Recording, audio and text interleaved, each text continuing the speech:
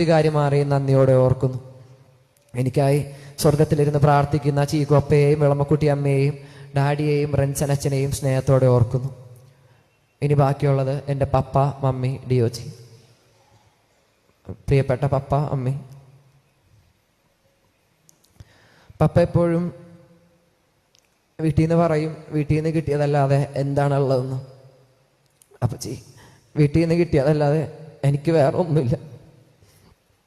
കുടുംബത്തിലെ രണ്ടറ്റവും കൂട്ടിമുട്ടിക്കാൻ കഷ്ടപ്പെടുന്ന അപ്പൻ, പഠിപ്പിച്ച് നല്ല നിലയിലെത്തിക്കണമെന്ന് അപ്പന് വലിയ ആഗ്രഹം ഉണ്ടായിരുന്നു. അപ്പച്ചൻ്റെ ആഗ്രഹങ്ങളൊന്നും എനിക്ക് സാധിക്കാൻ പറ്റിയില്ല. പക്ഷെ പപ്പ എപ്പോഴും പറയാറുണ്ടല്ലോ, പാവപ്പെട്ടവരെയും അവഗണിക്കപ്പെട്ടവരെയൊക്കെ ഒരുപാട് സഹായിക്കണമെന്ന്. എന്നെക്കൊണ്ട് പറ്റാവുന്ന രീതിയിൽ ഞാനത് ചെയ്യാനായിട്ട് പരിശ്രമിക്കും. അമ്മച്ചി, ഞാൻ 10ൽ പഠിക്കുമ്പോൾ അമ്മച്ചിക്ക് ഗവൺമെൻറ്റിൽ ജോലി കിട്ടിയതാ. അമ്മ എനിക്കും അനിയനും വേണ്ടി അതിന് പോയില്ല.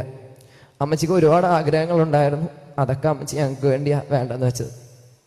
ഈശോ അതെല്ലാം അമ്മച്ചിക്ക് ഒരുപാട് ഇരട്ടിയായിട്ട് തിരിച്ചു നൽകും. നിങ്ങളുടെ രണ്ടുപേരുടെയും മോനായി ജനിച്ചതിന് ഞാൻ ദൈവത്തിന് നന്ദി പറയുന്നു. രണ്ടുപേരുടെയും ത്യാഗത്തിൻ്റെ ഫലമാണ് ഞാനിന്നിവിടെ അൽത്താരയിൽ നിന്ന് നിൽക്കുന്നത്. ഡിയോച്ചി, വീട്ടിൽ നിന്ന് കുടുംബത്തിൻ്റെ പ്രഷർ ഉത്തരവാദിത്വമൊക്കെ അധികം വരുമ്പോൾ തമാശക്കെങ്കിലും മോൻ ചോദിക്കുമായിരുന്നില്ലേ, ചേട്ടാ തിരിച്ചു വരുമോന്ന്.